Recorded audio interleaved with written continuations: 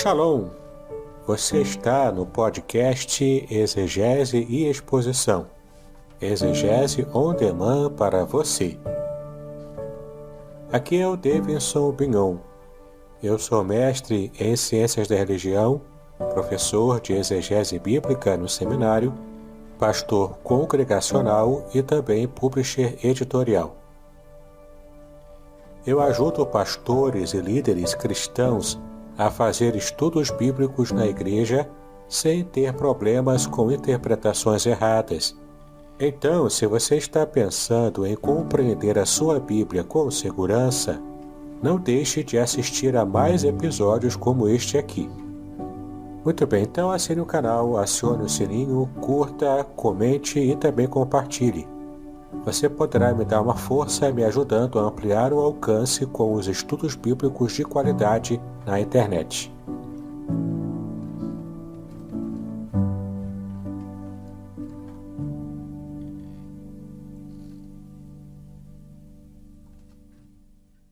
Estamos iniciando mais uma quarta-feira onde nós temos como objetivo, trazer um estudo, uma série de estudos com base aí na esperança renovada em Abacuque com o pastor Davidson Bignon, Ele está aí conosco, já vou chamá-lo.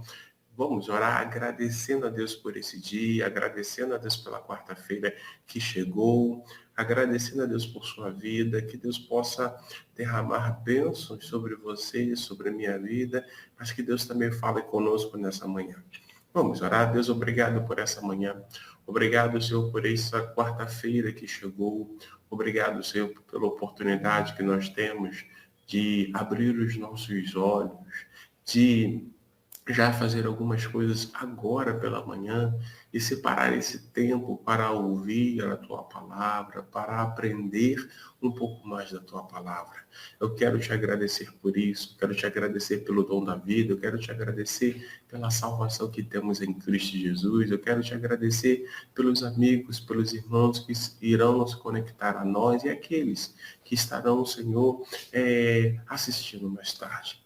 Eu apresento mais uma vez a vida do nosso querido amigo, pastor Davidson, que o Senhor possa usar com graça, com sabedoria, para nos ensinar mais uma vez nesta manhã. Que o Senhor possa falar através dele e que nós, que estaremos ouvindo, que estaremos interagindo pelo chat, que nós possamos aprender, que o teu Espírito Santo permita que a tua palavra entre no nosso coração, na nossa mente, e que faça as devidas transformações e que o teu nome seja glorificado. Usa também, Senhor, essa live para que outras vidas te conheçam e tenham um encontro contigo. É a minha oração, em nome de Cristo Jesus. Amém. Queridos, bom dia. Eu vou chamar aqui o pastor Davidson para que esteja aí conosco. A Neise está aí conosco. A Edivânia, bom dia, Edivânia, tudo bem? Hoje nós estaremos então com o pastor Davidson. Deixa eu chamar o pastor Davidson, porque eu estou falando dele, mas ele não está na tela. Ele não está em loco. Bom dia, pastor Davidson, tudo bem? Bom dia, pastor Aderson. Bom dia a todos os irmãos, nossa irmã Neise, a Edivânia também. Bom dia a todos. Deus nos abençoe. Amém. Nós, nesse dia, estamos aí separando para estudar sobre o livro de Abacuque, E aí nós estamos falando, o pastor Davidson, melhor dizendo, tem trazido mensagens. Ele começou na introdução, falando do porquê, explicando, e nós temos aí ele tem falado sobre a esperança renovada em Abacuque. Esse é o texto que tem falado ao meu coração e eu tenho certeza que vai falar ao teu coração. Mas eu estou falando muito, Então eu vou agora passar para o pastor Davidson nos conduzir, para o pastor Davidson ficar bem à vontade aí. Querido, fique à vontade, Deus te abençoe. Obrigado, pastor Aderson. Shalom a todos. Nós estaremos agora começando a pedir aqui ao pastor Aderson para compartilhar a tela. E vamos começar hoje, finalmente, o nosso conteúdo. Nós temos aqui já a Bíblia aberta, no livro de Abacuque. Nós falamos na aula passada, terminamos a parte introdutória, tivemos 2 aulas de introdução histórica, onde acompanhamos junto com o pastor Hernandes Dias Lopes, no seu texto, no seu comentário sobre o livro de Abacuque. Então já temos assim uma noção muito clara de quem foi o profeta Abacuque, né? E também de todo o contexto, o background, né, que esteve rodando o seu ministério, a sua atuação. Muito bem, então estamos aqui em Abacuque, capítulo 1. Eu estou lendo com vocês aqui a nova versão transformadora, também conhecida como NVT, que é uma versão muito mais tranquila da gente entender. Ela traz algumas facilidades. Inclusive, eu recomendo essa versão para quem tem dificuldade de entendimento das versões mais clássicas, né? Então, essa NVT é boa para você ler em casa e fazer os seus estudos. Agora, para levar para a igreja, claro, você vai levar normalmente a Bíblia que você costuma levar, né? Muito bem, então a nova versão transformadora, ela diz o seguinte, já no primeiro versículo, né? Esta é a mensagem que o profeta Abacuque recebeu numa visão, né? Então aqui, logo no primeiro versículo, já identifica de quem é a mensagem, no caso, quem recebeu para passar para a gente, e como recebeu, né? Aqui ele se refere ao profeta Abacuque, então já identifica quem é o autor do livro, inclusive, né? E o modo como ele recebeu. Ele recebeu com base numa visão. Agora é interessante você perceber aqui que nessa palavra mensagem que aparece aqui na NVT, numa outra versão da Bíblia, por exemplo, a versão da Almeida Revista Atualizada, está assim, sentença revelada ao profeta Abacuque. Na versão Revista e Corrigida está o peso que viu o profeta Abacuque. E, de fato, a palavra peso é a que aparece no original em hebraico. Se formos ver aqui, ó, na versão Almeida Revista Atualizada, que está como sentença, né? Mas olha só. A palavra que aparece aqui no original em hebraico é massá, que significa um fardo, portanto, um peso, né? Então, carga, porte, tributo, fardo, carregamento. Tem essa ideia de algo pesado, algo difícil. É isso que o profeta recebeu da parte de Deus. Ele encarou como algo difícil de se carregar, né? Então, é interessante a gente perceber qual era a, a percepção que o profeta tinha no que diz respeito ao modo como ele tinha que caminhar, né? E levar essa mensagem para as pessoas. E a gente já vai entender o porquê que era um peso, né? Porque ele já começa aqui, ó, com a queixa de Abacuque. Nós vimos aqui nas aulas anteriores que o profeta Abacuque, ele é o único que não traz propriamente uma palavra de Deus para o povo, que era a função normal de um profeta. Mas ele exerce uma função aqui como se fosse quase um sacerdote, porque ele está levando, na verdade, as queixas como se ele fosse o porta-voz do povo e colocando essas queixas diante do Senhor, tá, no seu livro. Então, é bem peculiar mesmo a leitura e o estudo de Abacuque, né? Então, aqui no versículo 2, ó, qual é a queixa que ele faz, né? Até quando, Senhor, terei de pedir socorro? Tu, porém, não ouves. Clamo, há violência por toda parte, mas tu não vens salvar. E aqui ele se refere ao povo de Deus, né? Se refere a Israel. Então ele fala aqui de violência, ele fala aqui de pedir socorro para Deus, contra a maldade do seu próprio povo. Aqui ele se refere a Israel, não é? Então ele olha para o lado, olha para o outro e só vê maldade, só vê violência, vê crueldade e vê impiedade, né, crescendo cada vez mais. Então ele se pergunta: o Senhor não vai fazer nada? O Senhor vai deixar o seu povo ir se corrompendo e se desmanchando, né, em seus próprios pecados e não vai tomar uma providência, não vai fazer nada mesmo? Ele faz essa pergunta para Deus.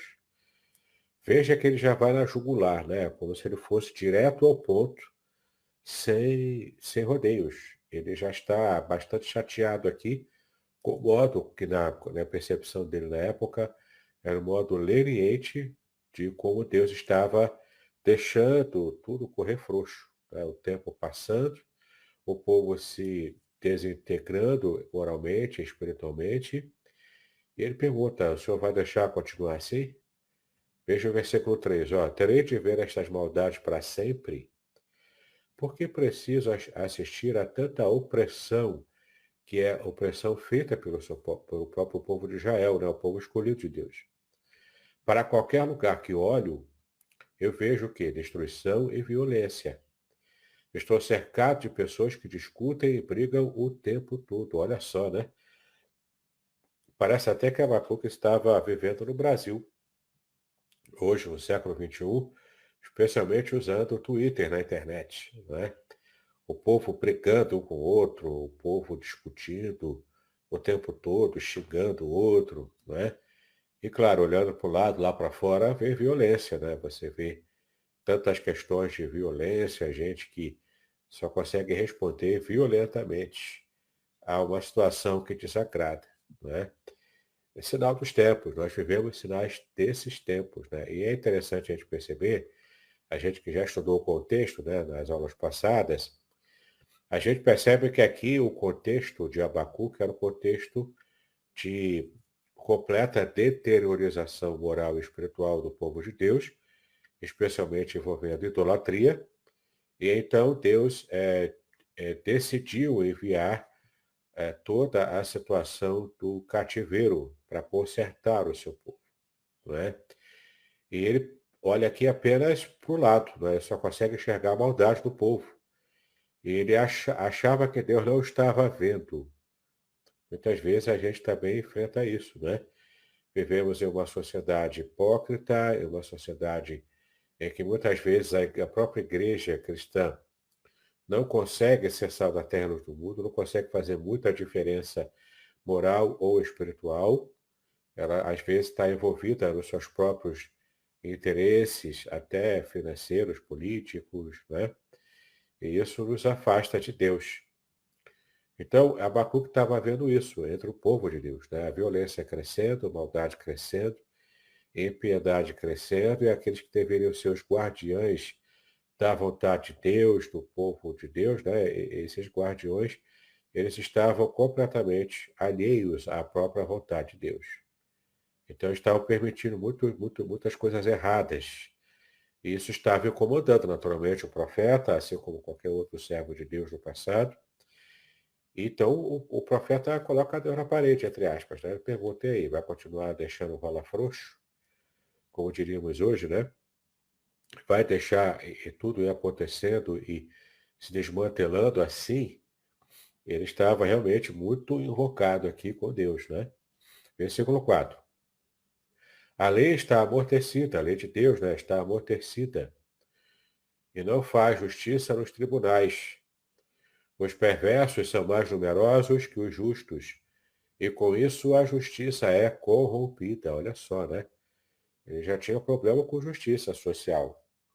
E é interessante a gente lembrar de que nem sempre a nossa percepção de justiça social, que está muito atrelada a uma percepção partidária, né? Uma situação de algum partido ou de um aspecto político aqui no Brasil, nem sempre o que a gente entende hoje como valor de justiça social, aí alguns defendem cotas para minorias, né?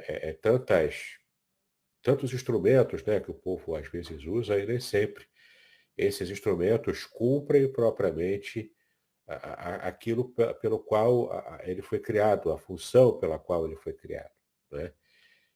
Então, a gente percebe que, na verdade, algumas pessoas, alguns partidos políticos acabam usando da narrativa de se fazer justiça social sem que de fato faça. Mas essa é uma outra questão, né?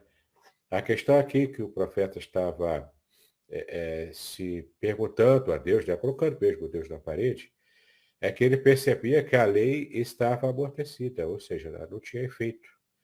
A lei já não estava sendo obedecida, já não tinha efeito. E claro, quando uma lei não é obedecida, quando ela perde o valor, o, a comunidade ela entra em declínio até moral, né? Porque ela está completamente entregue à barbárie, né? Quando não existe lei, não existe um ponto comum de regra para a sociedade. Então ela acaba se deteriorando mesmo, né? É isso que ele via lá na época. Então ele dizia, a lei está amortecida e não se faz justiça nos tribunais. Não tem justiça nos tribunais, ou seja, nos locais onde deveria se primar pela justiça, pela isenção, tratar equalitariamente, né, a todos e buscar essa nossa noção de justiça, isso não estava acontecendo. Não é? É como se fosse um vendedor que estava vendendo com uma balança tendenciosa, uma balança corrompida para poder favorecer o vendedor e cobrar mais, entregando menos. É mais ou menos essa a ideia. Então a justiça aqui ela estava sendo deteriorada, ela estava sendo também completamente amordaçada para que se tivesse lugar o jogo de interesses. Veja que isso aqui é coisa antiga, né? Não é prerrogativa nossa aqui no Brasil no século XXI. Isso aqui envolve a corrupção humana, de um modo geral, né? E o profeta estava incomodado com isso. Ele vê aqui, ó, os perversos são mais numerosos. De fato, se você parar para pensar, quem provoca perversidade, eles estão em maior número, né? Que os justos. E com isso a justiça é corrompida. Então, olha só, né?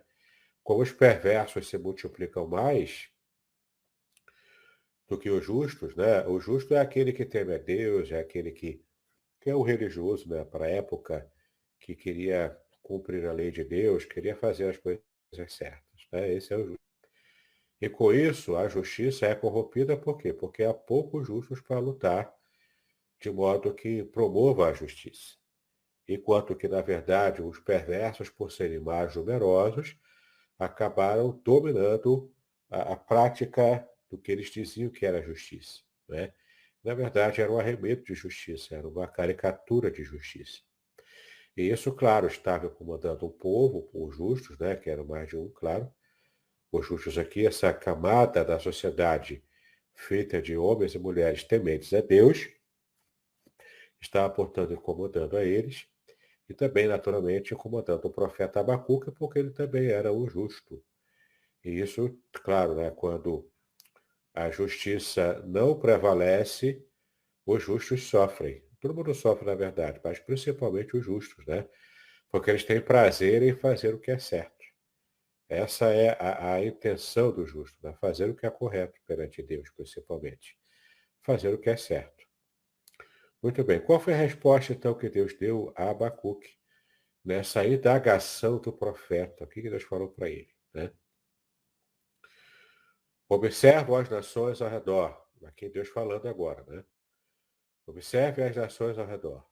Olhem e admirem-se. Aqui Deus está falando com o profeta, mas já dando essa entonação de que é para o povo todo, né? No caso, era para o profeta falar para o povo essa resposta que ele recebeu de Deus. Então, observe as nações ao redor, olhem e admirem-se, pois faço algo em seus dias. Algo que vocês não acreditariam mesmo que alguém lhes contasse. Ou seja, Deus está dizendo, eu não estou alheio a tudo que está acontecendo, eu estou vendo tudo. Eu sou o justo rei de Israel, eu sou o justo Deus de Israel. Então, o Deus santo e justo não estava alheio à corrupção do seu povo, ele estava atento. Ele estava vendo a injustiça, né, progredir, e estava vendo também o seu povo se corromper. E toda essa corrupção trouxe ao coração de Deus um incômodo maior do que o incômodo que o próprio profeta estava tendo. Então, é claro, mais incomodado do que o profeta e o restante dos justos da nação era o coração de Deus, que é o coração puro, coração santo, perfeito. Isso incomoda, né, o coração de Deus. Lá em Gênesis capítulo 6, a gente vê que o próprio Deus ficou tão incomodado com a maldade da humanidade de modo geral, que ele providenciou o dilúvio, quando encheu a medida, né, da paciência e da longanimidade de Deus, para poder ver, né, o povo se consertar por si só, e quando não há conserto, Deus intervém. Deus interfere no curso da maldade. E a gente precisa ter essa ideia, né? Hoje em dia, aqui no Brasil também, perceber se a cota de maldade, tanto do povo de Deus, principalmente, mas também da nação brasileira de um modo geral, se essa cota de impiedade já está chegando no limite. Se já estiver chegando no limite, Deus vai trazer juízo, começando pelo seu próprio povo, pela casa de Deus. O princípio bíblico é que o juízo divino sempre começa pelo povo de Deus, né? O que aconteceu aqui de verdade com Israel. Ele estava completamente abandonado a seus pensamentos maldosos, a sua impiedade, mas Deus não estava alheio a nada disso. Deus estava percebendo e estava já preparando uma solução para esse problema, uma solução dura, difícil, que era o cativeiro, mas ainda assim uma solução, né? Então, novamente, vou reler aqui a resposta no versículo 5 que Deus dá. Observe as nações ao redor, olhem e admirem-se. Então, olha para o redor, né?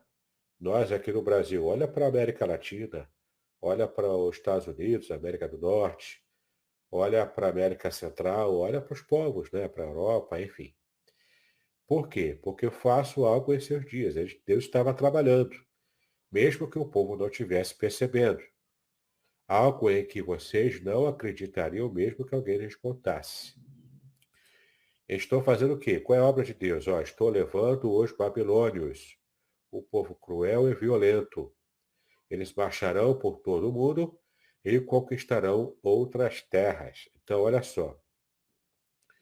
Deus estava fazendo o movimento de estar carregando os babilônios ao redor do mundo. E quando os babilônios estivessem avançando pelo mundo, também alcançariam Israel. Também atingiriam Israel, como de fato já aconteceu, né? Eles chegaram até o Reino do Norte, até Judá. Muito bem. Então, olha-se aqui algumas notas, né, que ele faz aqui, no caso aqui, colocando ou caldeus, né? Porque tanto babilônios quanto caldeus era um modo bíblico de se referir a esse povo pagão, ímpio, violento, pior ainda do que o povo de Israel. É um povo cruel e violento. Então, o Israel estava chegando num patamar de violência grande, mas o texto não diz que o povo de Israel era cruel. Agora, quando se refere à Babilônia, além de violento, era também cruel. Entende? Então, quanto mais distante a pessoa está de Deus, mais violência e crueldade essa pessoa comete. Israel estava nesse caminho, por que estava aumentando a violência? Por causa do distanciamento de Deus. Quanto mais próximo de Deus, maior o amor, maior a afeição, maior o carinho, não é?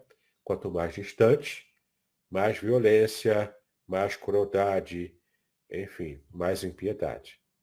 Então, babilônios aqui estavam muito mais distantes de Deus do que Israel, por mais que Israel estivesse corrompido também. Aí veio o dilema, né? No coração e na mente de Abacuque, que deu nó na cabeça dele. Não que Deus diz que estava levantando os babilônios, um povo cruel e violento, ou seja, pior do que Israel. Eles baixarão por todo o mundo e conquistarão outras terras, ou seja, Deus estava permitindo e até ajudando o Nabucodonosor da Babilônia a estar expandindo seus territórios, né, aumentando a sua riqueza, inclusive. Tudo isso com violência e crueldade. São movimentos díspares, né, da própria vontade de Deus. Versículo 7, ainda escrevendo os babilônios. São conhecidos por sua crueldade e decidem por si mesmos o que é certo. Ou seja, não há um parâmetro de justiça, de retidão, daquilo que é correto, daquilo que não é correto. Eles estavam se lixando para isso. O que o imperador Nabucodonosor falava que era o correto, ele era lei. Não é? Em situações assim onde a democracia, na verdade, é um valor moderno, né? Veio com a ideia principal dos gregos e foi estabelecida pelos romanos, não é? Isso bem depois desse período aqui. Mas a gente percebe aqui que o que valia era a opinião do seu dominador, do seu imperador, né? Então, em ditaduras como essas, não há nenhuma chance do povo falar alguma coisa, do povo fazer conhecido o seu desejo, né? Porque o importante aqui, a lei não era o povo que criava, a lei era o imperador que criava. Ele que mandava, né? E obedecia a quem tinha juízo, como nós dizemos hoje, né, aqui em nosso país. Versículo 8. Seus cavalos, ainda sobre os babilônios, né?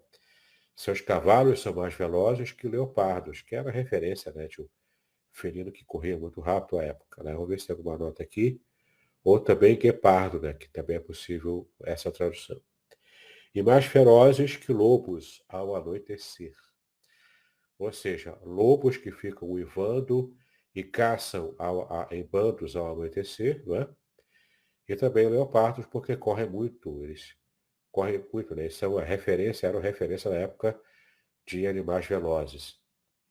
Então, os cavalos dos babilônios eram velozes que leopardos, mais velozes que leopardos, e mais ferozes que lobos ao anoitecer. Eram cavalos imponentes, né? Que eram o principal meio de transporte dos exércitos antigos. Seus cavaleiros, ou seja, os babilônios, né, em cima dos cavalos, atacam, vindo de longe, como águias, ou seja, vinham de longe como águias que vêm lá do céu, né, bem lá do alto. Né? Ela desce rápido, pega a presa e vai embora, porque ela consegue enxergar a presa lá de cima. Então, está comparando aqui os soldados babilônios com as águias pela sua velocidade e o modo como eles vêm rápido de longe e também presteza, né? Também é certeza do ataque. Eles não vacilam, tá? Essa era a ideia. Lançam-se sobre a presa para devorá-la. Aqui não há nenhum indício, né, de erro, de dúvida com respeito aos ataques. Tá? Os babilônios eram muito ferozes nesses ataques. Versículo 9. Todos eles vêm prontos para agir por violência. Seus exércitos avançam como vento no deserto, ajuntando prisioneiros como se fosse areia, não é? Colecionando prisioneiros, ou seja, aumentando, né? Porque cada prisioneiro desse que ele coleciona, essas multidões, são escravos. São escravos para o Império Babilônico. E isso ia aumentando cada vez mais o terreno, né? E na época, o terreno era o mais importante, né? Muito bem, versículo 10. Zombam de reis e príncipes e desprezam todas as suas fortalezas. Ou seja, todas as fortalezas, né, que são aquelas cidades muradas, muros altos, eles zombam desses reis e príncipes que eles conquistam, porque eles eram fortes. E Deus fez os babilônios fortes, porque ele tinha um plano universal, especialmente para poder também consertar o seu povo, o povo de Israel. Né?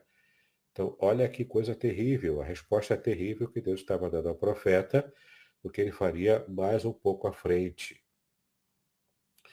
Ele fala então desses povos, né, do povo babilônio. Zombam de reis e príncipes, desprezam todas as suas fortalezas, constroem rampas de terra contra os seus muros e as conquistam. De fato, eles iam construindo, né, como se fossem rampas, né, feitas de terra batida, e com aquilo eles conseguiam, com essas rampas, eles conseguiam subir até o cume lá do muro da cidade e avançar. Por ali ele já vai descendo, já atinge a cidade e acaba com a cidade. Né? Era esse o tipo de atuação de Nabucodonosor. Eles cercavam a cidade, com o tempo faziam essas rampas, subiam e invadiam, e em pouco tempo conquistava toda a cidade. Né? Era realmente terrível. Nabucodonosor, no mundo antigo, era tido como se fosse o Napoleão antigo, como se fosse o próprio Hitler também, né, que nós conhecemos bem, ele era um conquistador assim, né, que era desvairado, era louco. E, de fato, apesar de louco, ele era muito preciso, muito competente. Como foi o Alexandre o Grande, como foi Napoleão, como foi o próprio Hitler também, né? Competente na maldade. Versículo 11, passam com rapidez, como o vento, e desaparecem, né? Eles vêm rapidinho, assim desaparecem, porque eles conquistam rápido. E já partem para a próxima cidade. Podcast Exegese e Exposição. Exegese on demand para você.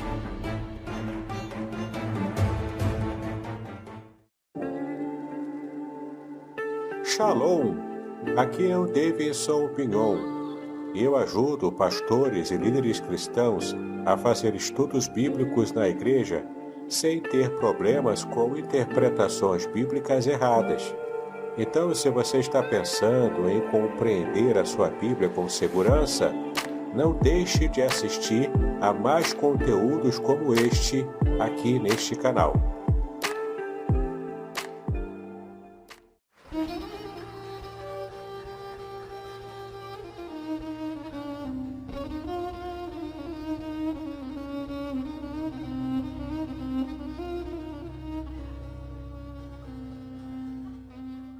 Shalom! Quero falar sobre o livro Revelações Originais do Salmo 23. Nesta obra, o reverendo Davidson Bignon nos convida a minerar pepitas de ouro escondidas no rico solo do Salmo 23. Todo livro é melhor compreendido em seu idioma original, em sua época original e em seu local original. Estamos distantes dos três no que diz respeito à Bíblia. Assim como o pastor guia as ovelhas, o reverendo tomará pela mão e o guiará em todo o trajeto para entender o Salmo 23 com todas as suas nuances que, infelizmente, se perdem em português.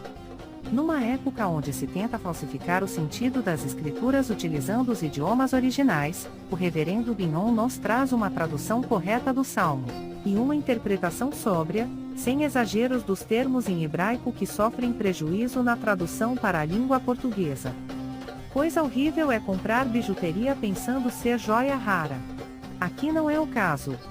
Realmente você aprenderá a minerar pepitas de ouro com este livro. As minhas já estão guardadas no cofre.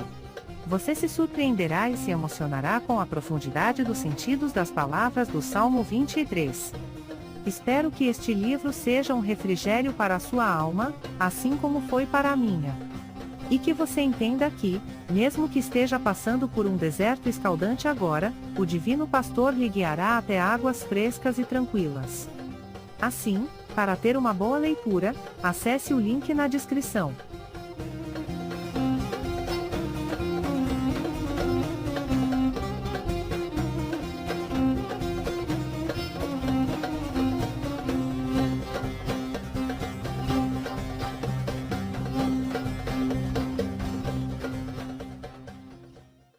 Sua culpa, porém, é grande. Ou seja, Deus estava vendo tudo e sabia que a culpa de Nabucodonosor, embora Deus estivesse dando corda e usando Nabucodonosor para os seus princípios divinos, né, para os seus objetivos divinos de domínio sobre o mundo, ele sabia que a culpa de Nabucodonosor era grande. Ou seja, Nabucodonosor não estava livre de culpa, pois tem como Deus a sua própria força. Claro que eles adoravam outros deuses, adoravam Abel, adoravam a outros deuses pagãos, mas olha só, né, a soberba de Nabucodonosor era tão grande que ele próprio, né, como imperador, se considerava Deus. E era muito comum no mundo antigo os imperadores imponentes, assim como Nabucodonosor, eles se consideravam deuses com poderes divinos. O próprio faraó do Egito também era assim, né? Eles se consideravam deuses. Então, eles têm como Deus a sua própria força, ou seja, o ego humano. E mais um motivo de reflexão, né? Hoje em dia, na nossa época, nós temos uma tendência ao egoísmo. E o que é o egoísmo? É adoração ao próprio ego humano. Não é? Hoje em dia, o ego é tão adorado na nossa sociedade que qualquer coisa ali que você fala já logo traz algum tipo de reação, né, da pessoa, porque ela está muito melindrada. Ela qualquer coisa é uma ofensa muito grande, né? É ofensivo para alguém. Qualquer detalhezinho, né? Eu me lembro na minha época que a gente muitas vezes fazia piada um com o outro, né? Homem principalmente, né? Fazia piada um com o outro. Como a gente falava, né? Zoávamos uns aos outros, mas a gente levava na boa, né? A gente não tinha problemas emocionais sérios por causa de uma piada como essa. Hoje em dia isso não é mais possível. Qualquer piada que você faça, ainda mais se for para um desses grupos, né? Que são protegidos pela sociedade, olha, o mundo acaba, né? O mundo da pessoa acaba, a pessoa fica deitada na cama de conchinha, chorando, só porque alguém fez alguma brincadeira, alguma piada, né? Então vivemos um dia difícil também, porque o ego está tão à flor da pele e é tão adorado, né, pelas próprias pessoas que esse é um valor que se distancia do valor do justo. O justo é aquele que pensa menos nele próprio e pensa mais em Deus, em fazer a vontade de Deus e ajudar o próximo também, né? O ímpio não, o ímpio só pensa em si. Ele está tão em si mesmado que ele não consegue enxergar, não é, o outro. E claro, quando ele está muito adorando muito ao seu próprio ego, ao seu próprio eu, essa pessoa acaba se melindrando muito fácil com qualquer coisa que alguém fale contra ela, não é?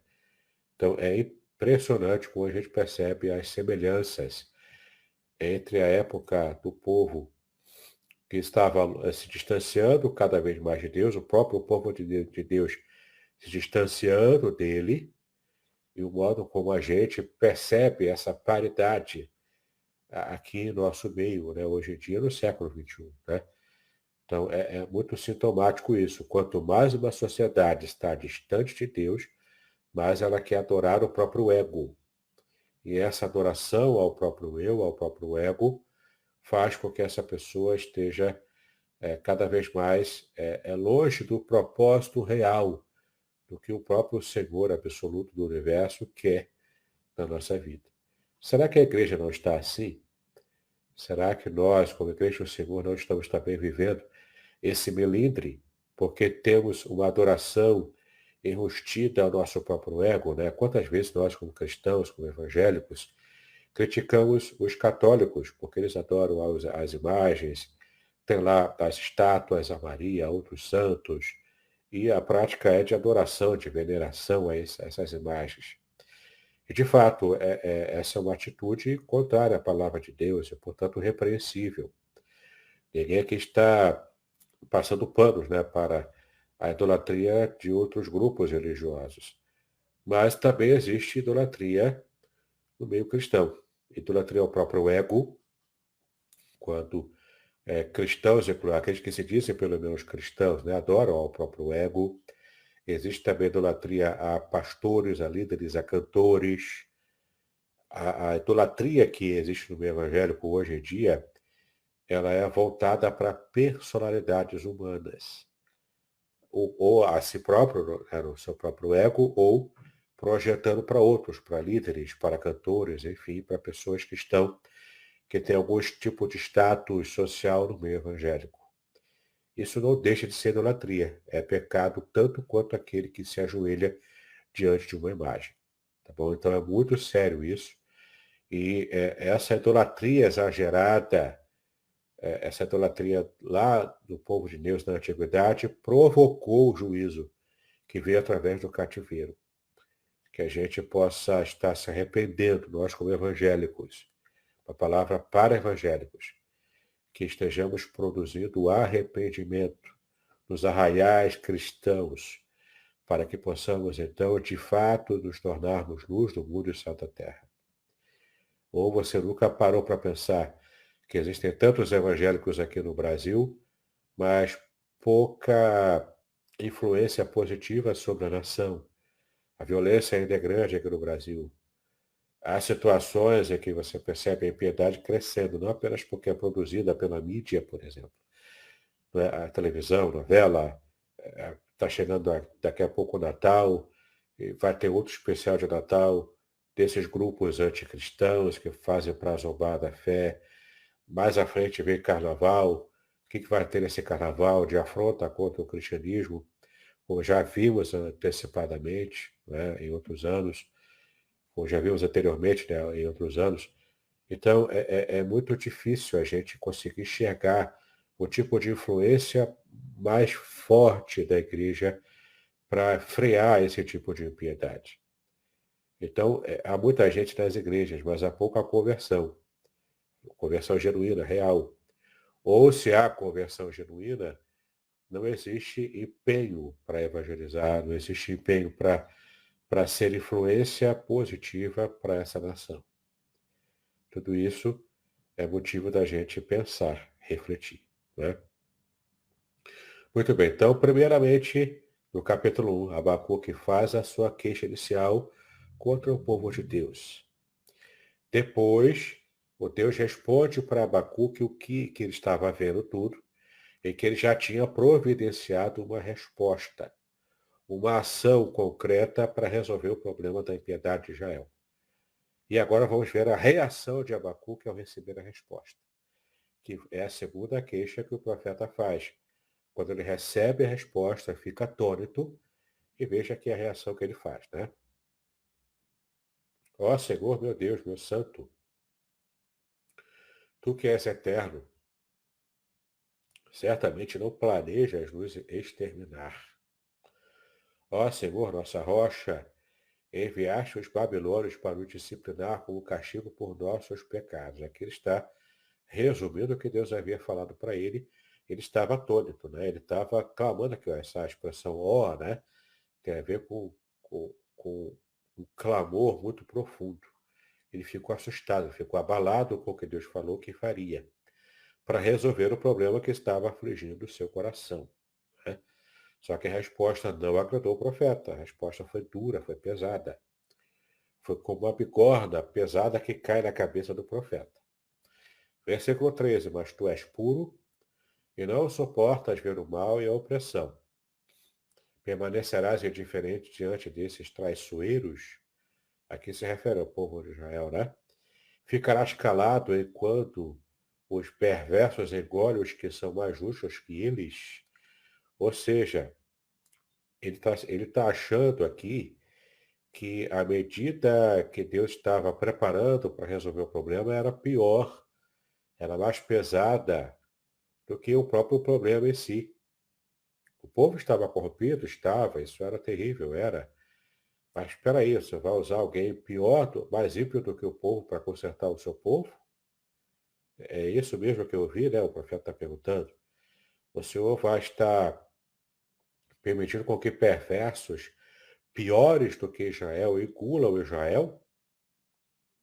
Essa foi a reação do profeta. Ele estava atônito. Como é que pode isso?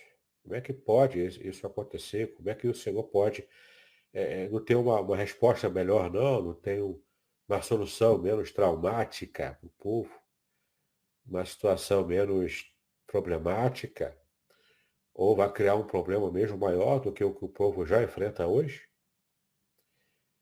Aqui a gente percebe a ação soberana de Deus na história. Ele estava dando aso a Nabucodonosor continuar com as suas conquistas.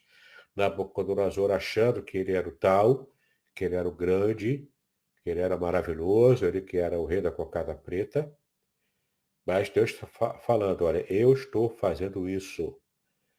Mas a hora de Nabucodonosor, a gente vai ver aqui mais à frente, a hora de Nabucodonosor vai chegar também.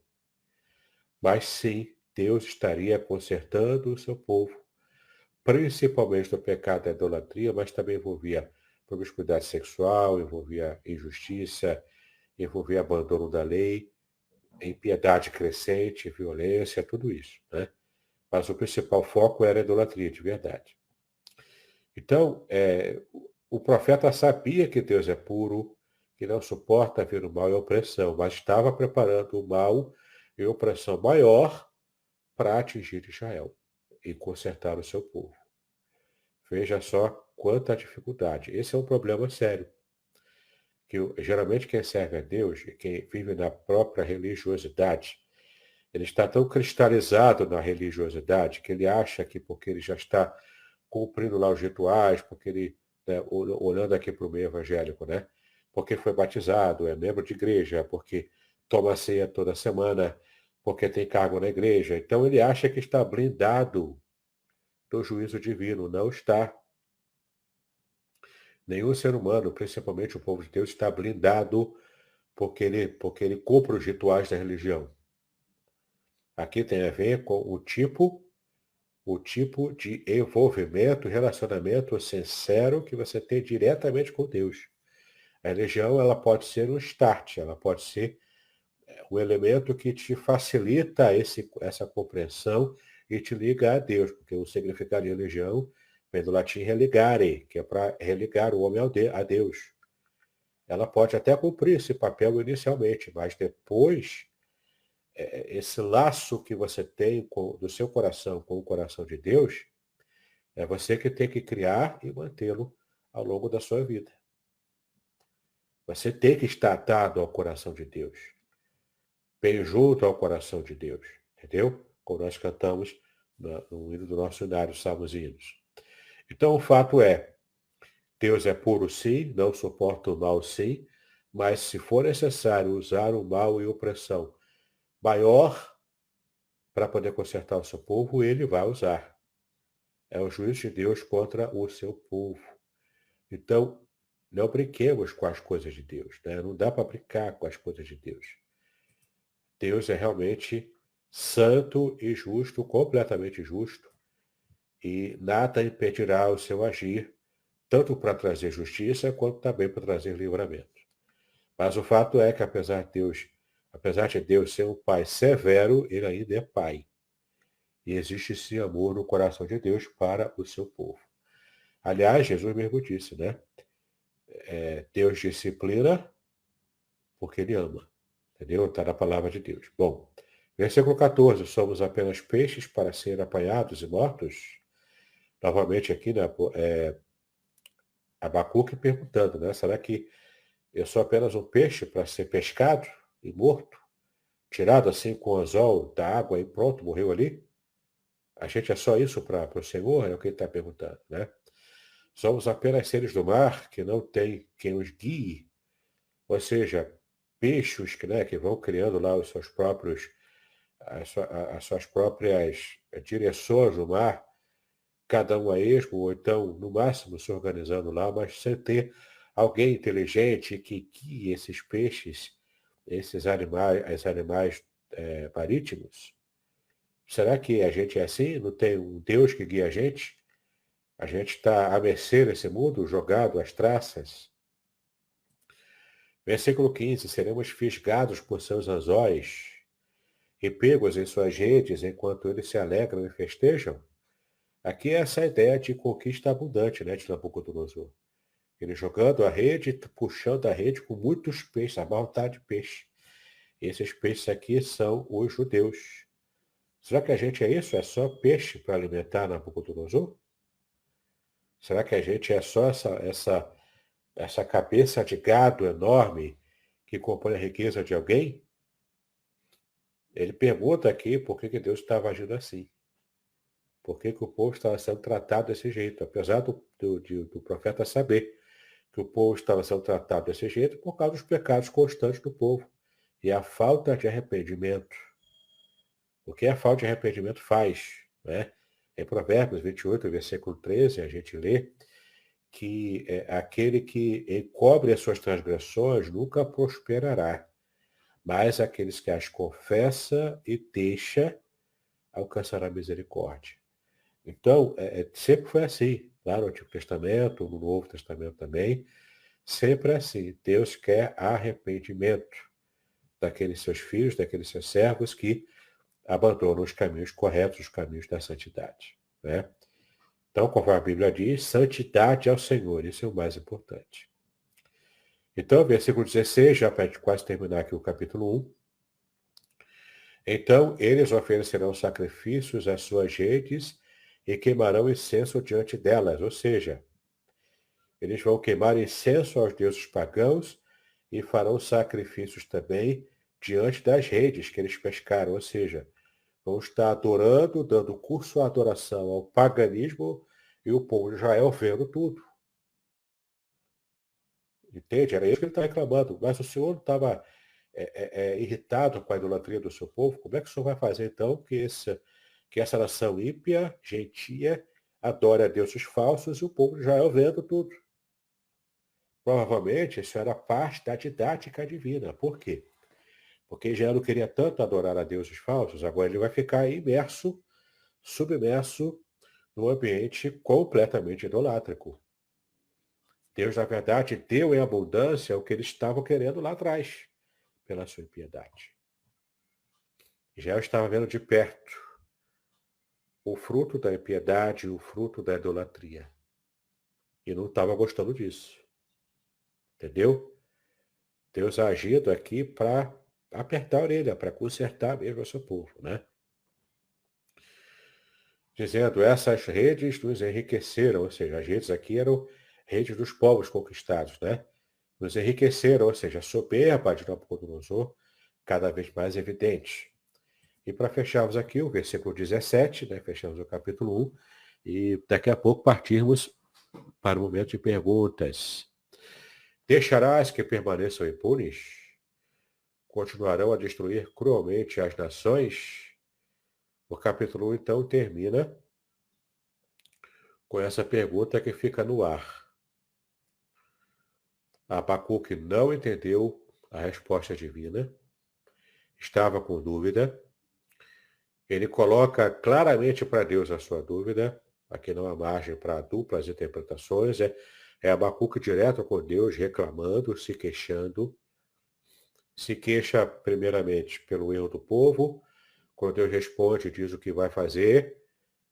Abacuque então percebe o quanto o povo ia sofrer. E fica perguntando, mas só vai deixar então a Babilônia impune? É isso mesmo? Que justiça é essa divina? Não é? Que lógica é essa que eu não entendo? Abacuque pergunta. E aqui vem essa lição especial para a gente, né? A gente precisa, primeiro, estar antenado com o que acontece ao nosso redor. E é interessante que a gente percebe aqui que Abacuque tinha esse propósito, estava atento. Ele sabia o que estava acontecendo. E aqui, em primeira mão, a gente percebe o que se passa na perspectiva do profeta, quando o profeta recebe uma resposta de Deus às suas orações. Entende? Como é que acontece essa dinâmica de Deus falar, o profeta ouvir, a reação do profeta, e depois, com tudo resolvido na cabeça do profeta, ele então vai para o povo e coloca a mensagem em público para o povo. É interessante a gente perceber isso, né? Esse turbilhão que acontece dentro da cabeça do profeta. Isso provavelmente aconteceu com todos eles no passado. E a gente não se dava conta disso. Abacuque revela para nós esse tipo de modus operandi de Deus, no modo como ele fala diretamente com o profeta. Não é? E então o profeta primeiro resolve isso na cabeça dele junto com Deus, e então com segurança da resposta ele vai para o povo e apresenta ao povo essa mensagem. Né? Então fechamos aqui o capítulo 1 com a pergunta, deixarás que permaneçam impunes? Continuarão a destruir cruelmente as nações? Ele deixa essa pergunta que será respondida, então, no capítulo 2, que vamos deixar para estudar na próxima semana, tá bom?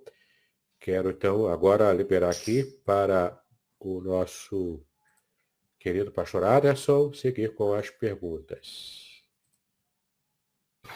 Amém. E aí, queridos, se algum irmão tiver alguma pergunta, já coloquei até aí no chat, né?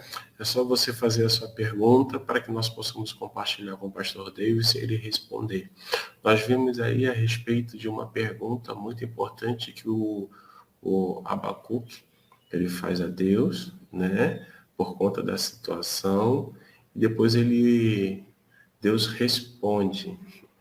Mas o que deu, assim, é meio que ele não entende a resposta que Deus dá, né? Não entende no seguinte sentido: ué, Deus, mas o Senhor vai usar esse povo o método que o Senhor vai utilizar é esse, então a gente vê ali que Deus tem os seus meios, as suas maneiras de trazer o seu povo novamente à sua presença. Né? Novamente para estar debaixo, eu vou colocar assim, do seu pastoreio.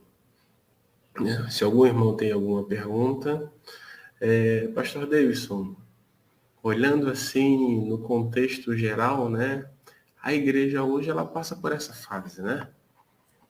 A gente percebe isso. Exato, a gente passa por algo parecido. Eu moro aqui em São Gonçalo, Rio de Janeiro.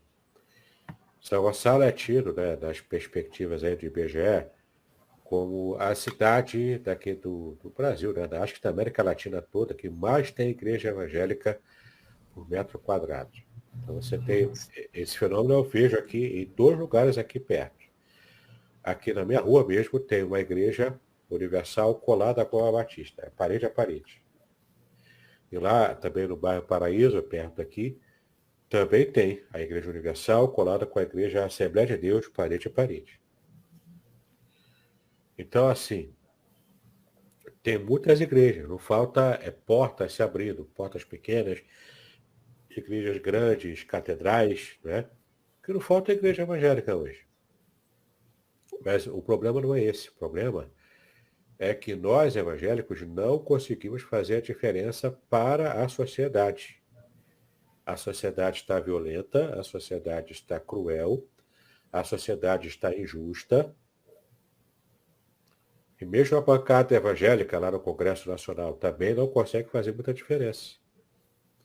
Eu lembro que a ex-presidente Dilma Rousseff, há um tempo atrás, né, quando ela ainda estava no poder, antes do impeachment, naturalmente, acho que foi no primeiro mandato dela, que ela foi até o final, né?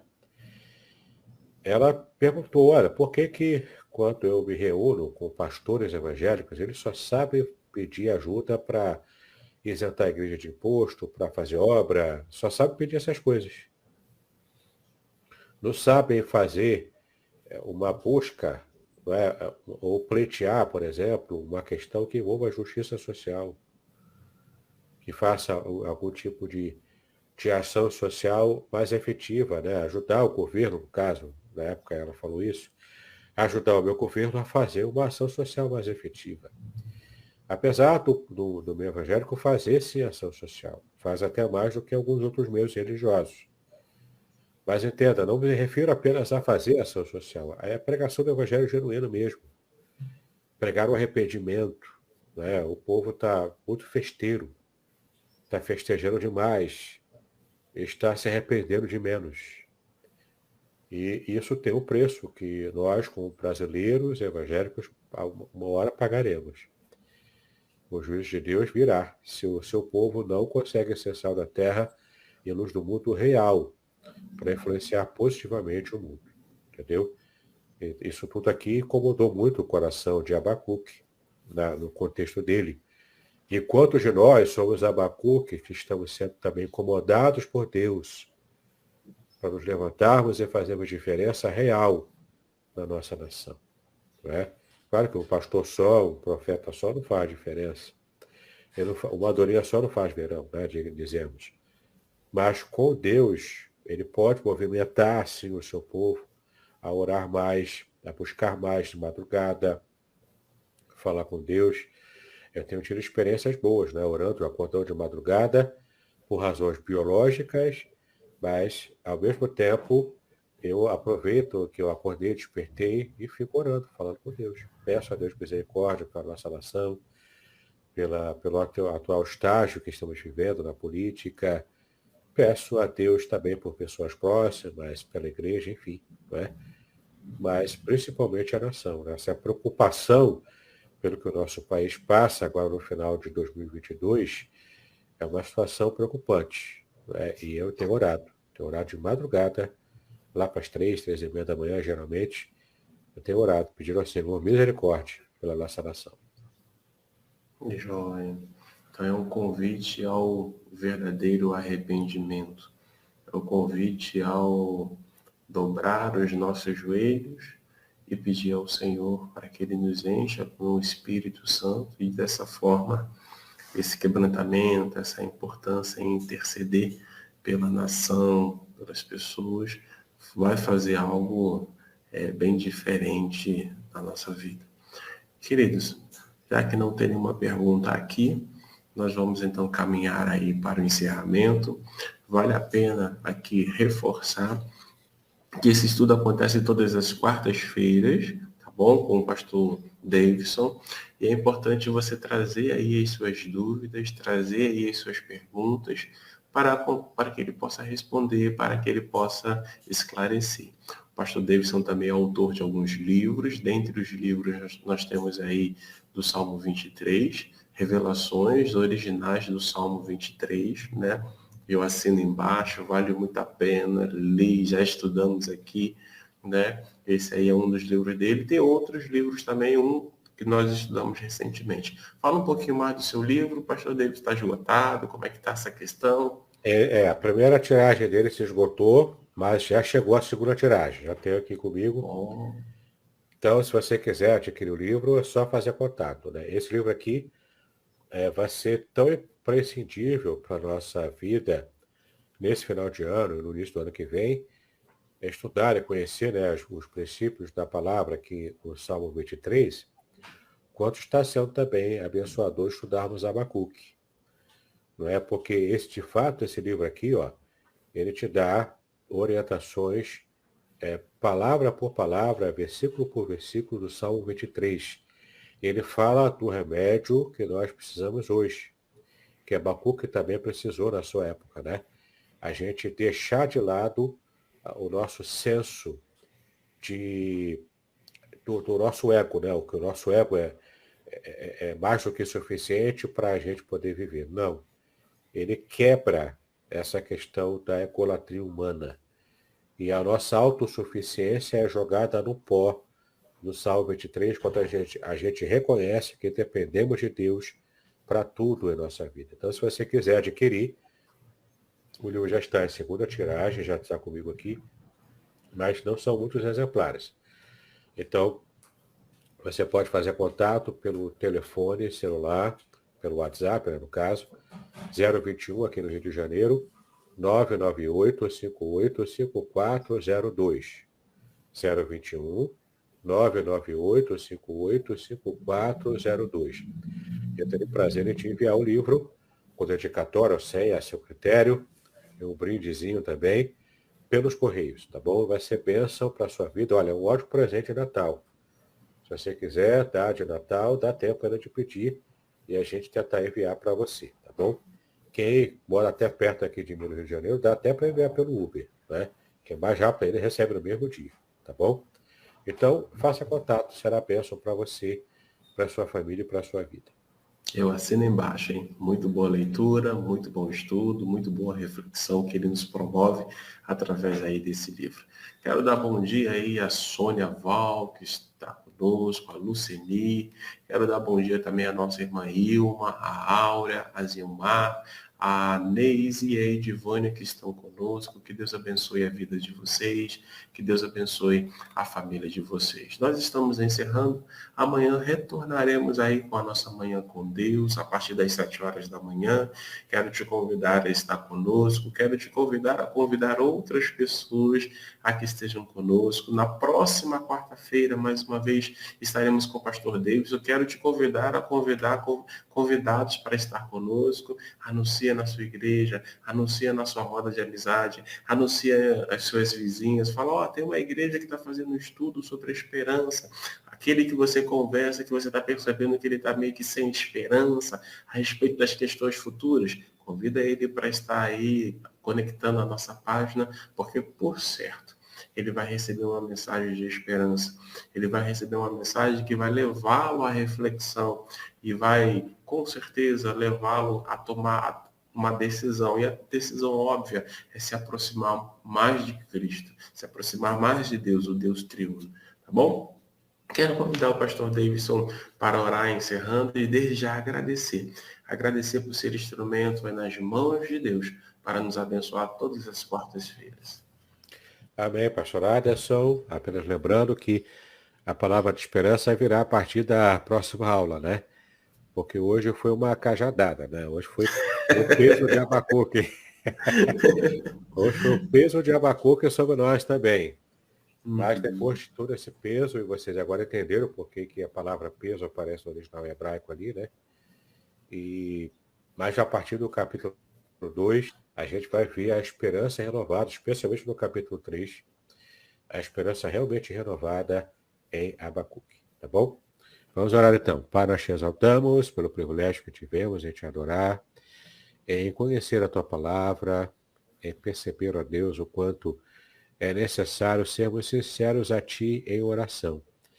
Especialmente se somos servos teus, servas tuas, pessoas justas que procuram fazer a tua vontade, e ficamos tão incomodados, ó Pai, com a impiedade ao nosso redor. Pedimos a ti livramento. Pedimos a ti, ó Deus, o livramento do juízo, o livramento da nossa nação de todo esse mal, que todo o espírito de impiedade, todo o espírito demoníaco seja retirado em nome de Jesus, ó Pai, de nossa nação como um todo.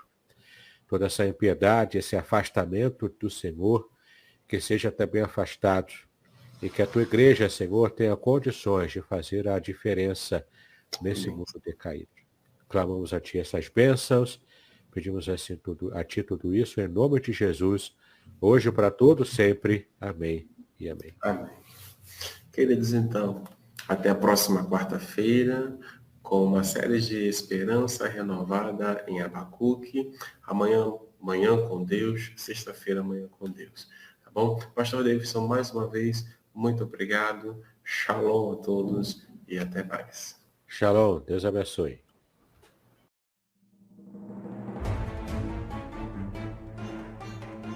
Muito bem, agora o que eu gostaria de ver é a sua participação. Entre em contato comigo, compartilhe a sua experiência comigo e quem sabe até se você enviar em formato de áudio, eu possa aproveitar a sua experiência para apresentar no próximo episódio do podcast Exegese e Exposição. Eu sou Davidson Bignon e eu ajudo pastores e líderes cristãos a fazer estudos bíblicos da igreja, sem terem problemas com interpretações erradas.